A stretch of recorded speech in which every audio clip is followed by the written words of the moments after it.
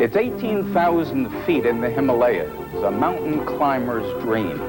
What would a Wall Street banker be doing at these heights, and how can this life-threatening environment have anything to do with the business world? During the next half hour, we'll be discussing how individual employees can maintain personal ethics within a corporate environment. How does group behavior affect our individual ethical responsibilities? And can we really expect individual employees to be ethically responsible without group encouragement? I'm Arthur Miller, and in this program, you'll find out what a mountain climber's dilemma has in common with corporate ethics.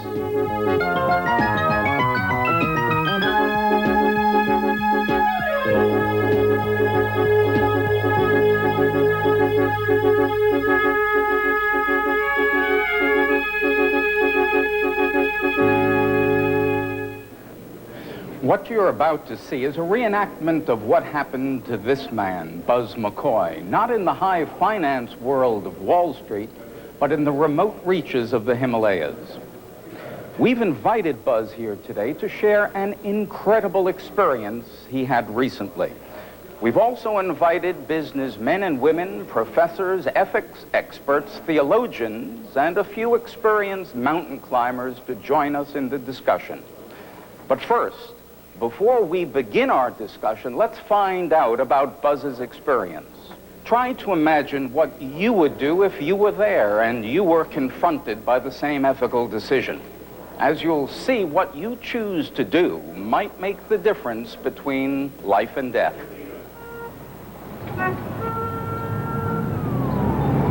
The Dow Industrials are up, but in the broader market, declining issues are holding a slight lead over gainers. Oil issues are among the best performers, rising on a general belief that OPEC officials will work to maintain lower crude oil production levels and higher prices. As the session begins to wind down, the Dow Industrial average is up 5.06 points at 2,225.53. Hello? I need to sell 75 million 5 years. Hold on. Hey, Bobby. Oh, wait. No, I got to get the overboard line. My name is Buzz McCoy, and this is where I've spent much of my working life. In 1982, I left all this for a 6-month sabbatical, sponsored by my company, Morgan Stanley. I decided to spend it traveling and collecting my thoughts. I spent the sabbatical 13,000 miles from here in the Himalaya Mountains. No phone calls, meetings, or traffic jams, although in one sense, I never left home.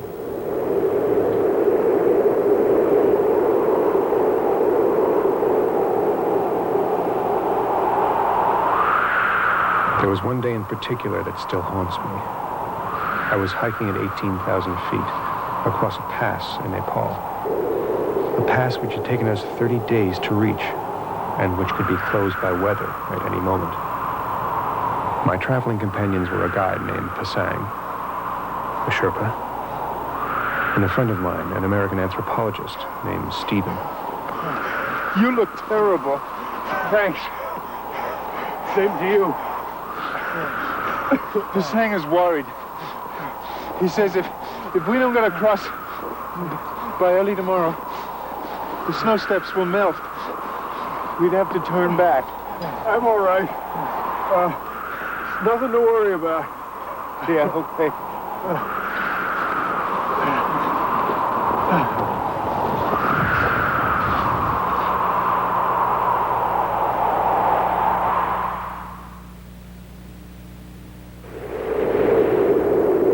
The next morning, as we prepared to cross the pass, something very unexpected happened.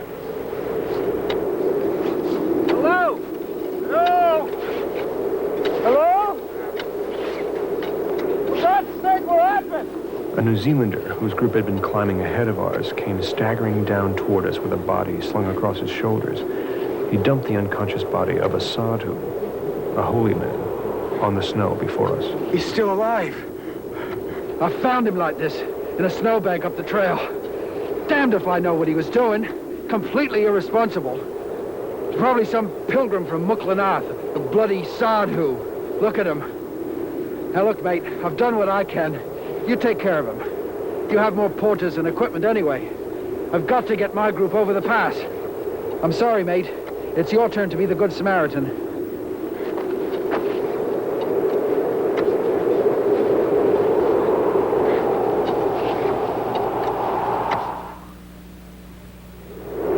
Within a few minutes, the Sadhu revived, but that didn't end our problems. If we didn't get across the pass that day, we'd have to turn back. Our trip might be over. Meanwhile, my altitude sickness was getting worse. I didn't think I had the strength to take the Sadhu down the mountain and climb back up. And besides, the weather might turn at any moment. I wanted to leave him until the next group came up. Basang agreed. But Stephen felt differently. He insisted on bringing the Sadhu to safety. I decided to go on ahead and wait and hope that Stephen and Pasang could catch up. There was no time for second thoughts. The sun was rising too quickly.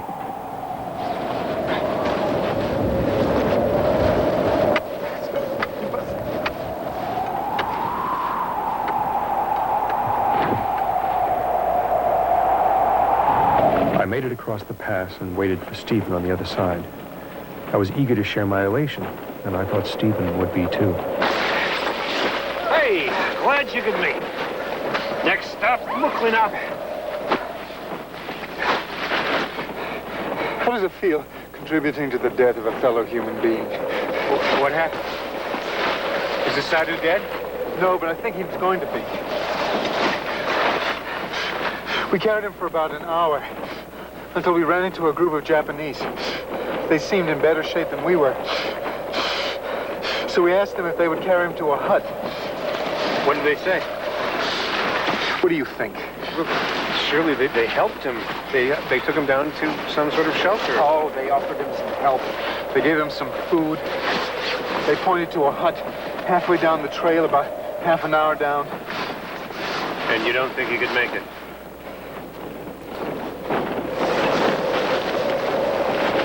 Pasang insisted that we continue. He said that unless we caught up with you, we'd never make it across the trail. So we left the Sadhu by the side of the trail. When I last saw him, he was throwing rocks at some of the dogs of the Japanese group. No one, not the Japanese, not the New Zealanders, not even myself, was willing to assume final responsibility. Everyone was willing to do his bit, so long as it wasn't too damn inconvenient. The minute there was a little bit of bother, everybody passed the buck. Look, we all cared. Everyone did do his bit. He was carried down within sight of shelter. He had food, he had clothing. What more could we do? I wonder what Pasang would have done if that were a well-dressed Nepali. What would you have done if that were a Western woman?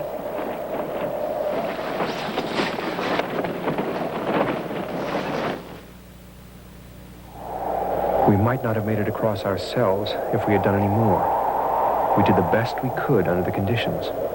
We had a matter of minutes to make the decision. Our altitude sickness was getting worse, and we had to worry about our own safety. It wouldn't have made sense. We would have trekked 300 miles in 30 days for nothing.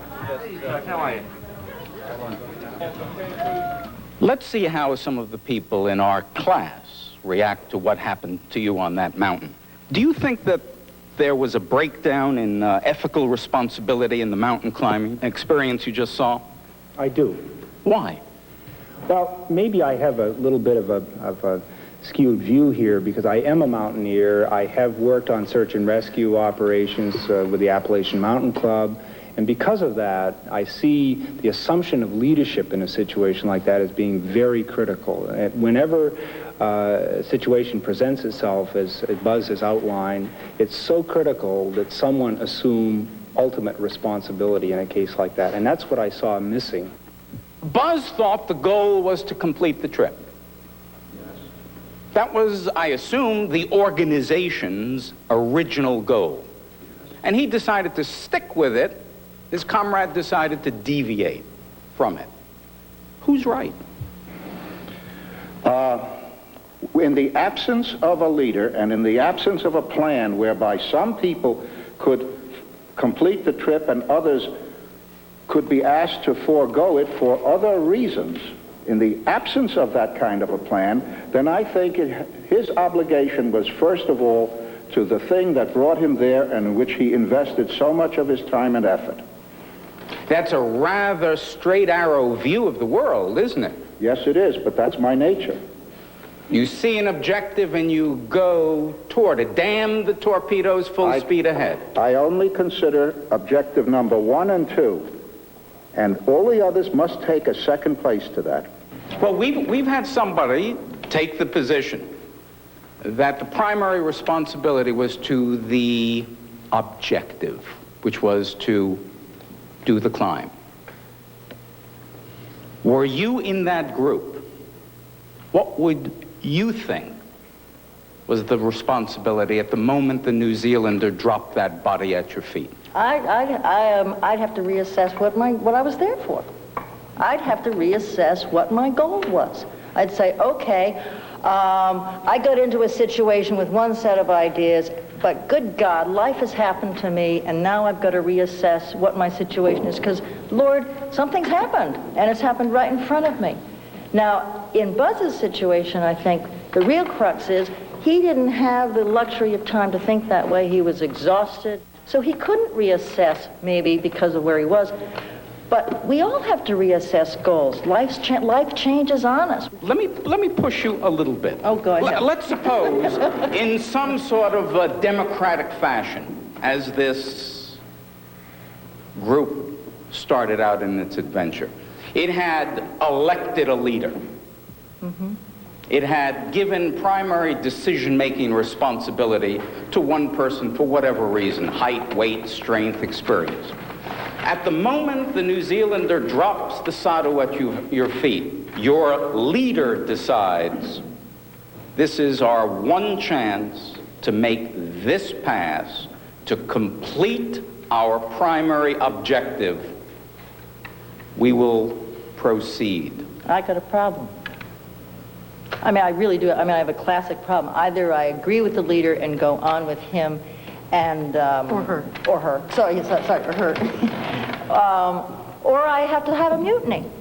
But if I separate myself from my leader and the kit and the food and all the medicine, chances are I will die, because I simply can't break away and take care of this on my own. And I think that's the whole story. Let me make it really tough for you. You can take care of it on your own. You're strong enough to take this body to safety, and you're out of the play. You won't participate. I'm strong enough. I'm strong enough. I got enough food, and I'm not going to endanger my climbing companions. Then I take them. And you abandon the group. Yep. You renege on your giving authority to the leader. I'm afraid I do. Isn't there a problem with you acting as an unguided missile? Oh, absolutely. I mean, you fragment the group. Absolutely. There was a reason to form the group, the organization. Right. Your decision to go away, however, impacts the people you leave behind. But you relaxed the constraint. Yeah, you did. You changed the story.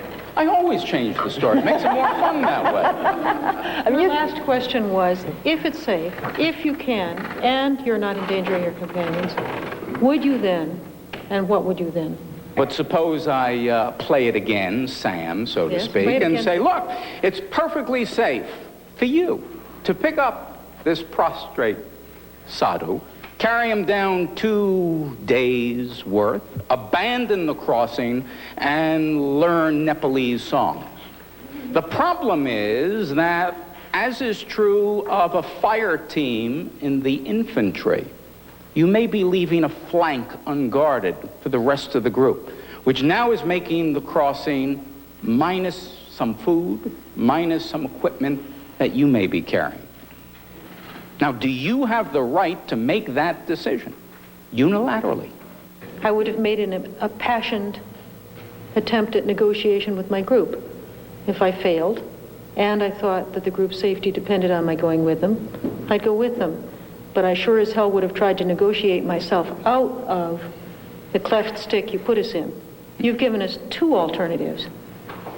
This end of the row says there are 3. So we now have 3 models, don't we? We have a model of the autocratic leader, who is followed because he or she is the leader by some crypto-mystical process of selection. We have the unguided missile theory, which says anyone can do whatever he or she wants to do. I protest. But go ahead. And we have it's all subject to renegotiation, as we learn is the model in professional sports. We can always play it again. I think that the story is so interesting that we don't have to spend time in altering the points. Let's take the story as presented and not imagine other kinds of things happening. For example, to me, it was very relevant that it was a sadhu who is quite different from the idea of a Western woman, because this often happens in life.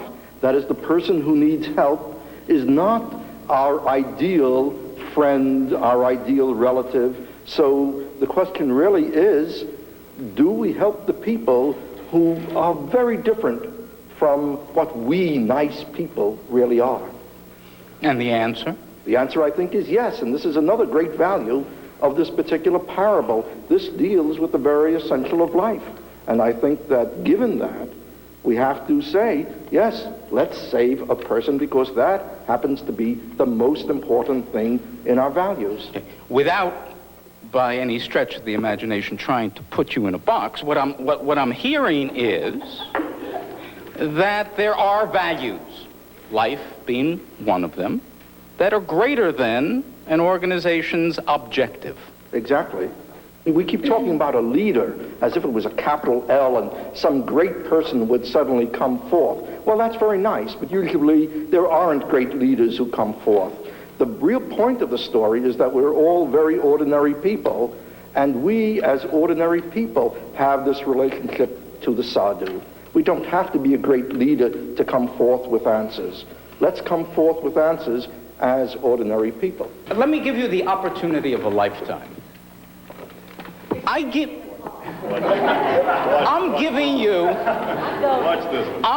you as much money as you could possibly want to establish a new business. We'll call it Widget Inc.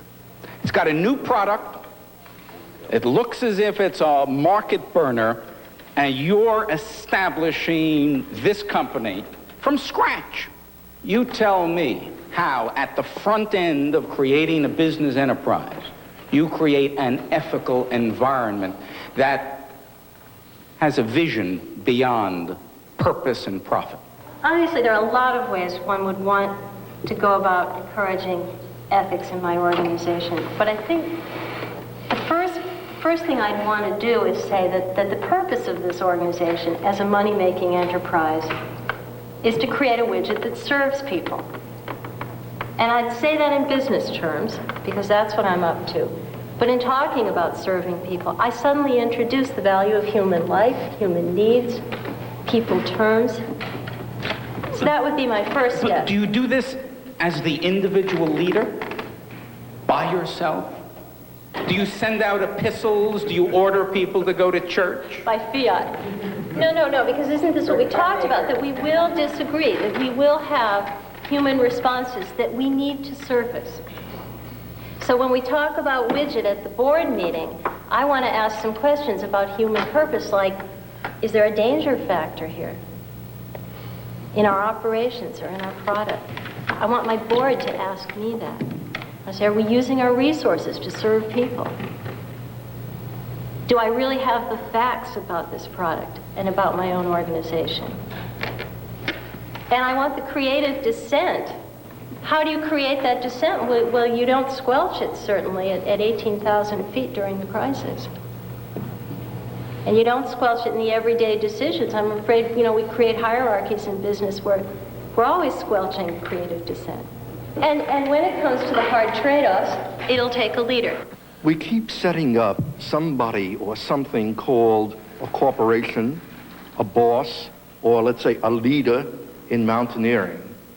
All these people or groups are there presumably because they're expert or have certain talents.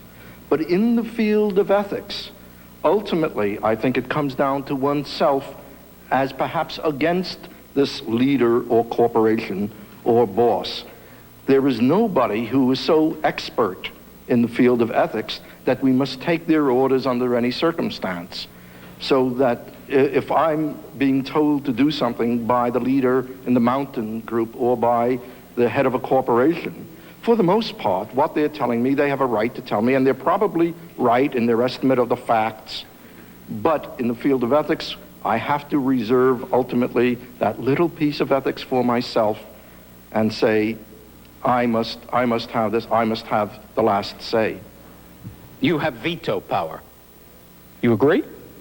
I agree, but only to a point. It seems to me that individual responsibility is, in a very important sense, the bottom line of ethics. But I don't think we can reduce corporate ethics to the ethics of the individual. I think there is a larger reality that has to be addressed. I think a corporation can have or not have a conscience. I think a corporation can have or not have a shared purpose. And it can also have shared values. And I think there's a big difference between shared purpose and shared values. An organization that only has a shared purpose doesn't know when to stop on its way up the mountain. An organization that has shared values knows when to discipline purpose, knows when to set purpose aside for human values that are deeper. And a leader that knows the difference between accomplishing a strategic objective and respecting human values is the kind of leader, it seems to me, that this parable helps us to search for. How do you react? One of the things that I do know is that day by day, as you watch what happens to people in an organization, as you watch the way that dissent and disagreement is handled, what happens when somebody raises a question? It may not have anything to do with an ethical issue, per se. It may have to do with what's going to happen to a secretary in the next office. We all watch one another. We particularly watch our leaders. And I think that it's that watching and that experience over time that when you're suddenly faced with what is, by anybody's definition, an ethical dilemma and a high moral issue, the response becomes intuitive. I mean, I've heard Jim Burke from Johnson & Johnson talk about Tylenol. And what he said, or at least what I remember him saying, was very interesting. He said, there was no ethical dilemma. I didn't have a choice. The only thing I could do was pull that product. Well, what made it possible for him to say there was no choice were all of those day-by-day decisions over time. We've been talking largely about what the organization should do, be like. What about the individual within the organization? The organization has taken a decision about a product or a sales strategy or something, and the individual thinks it's unethical. Unethical. What should that individual do at that point? In the case of a company that makes a product that is only marginally useful, for example, well, part of the solution is there a way of improving the product? Is there a way of limiting who we sell it to?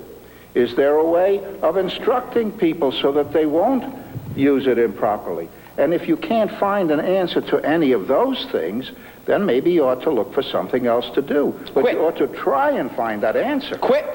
That's what I hear you saying. Yes, certainly. If I can't stand the heat, I get out of the kitchen. Right.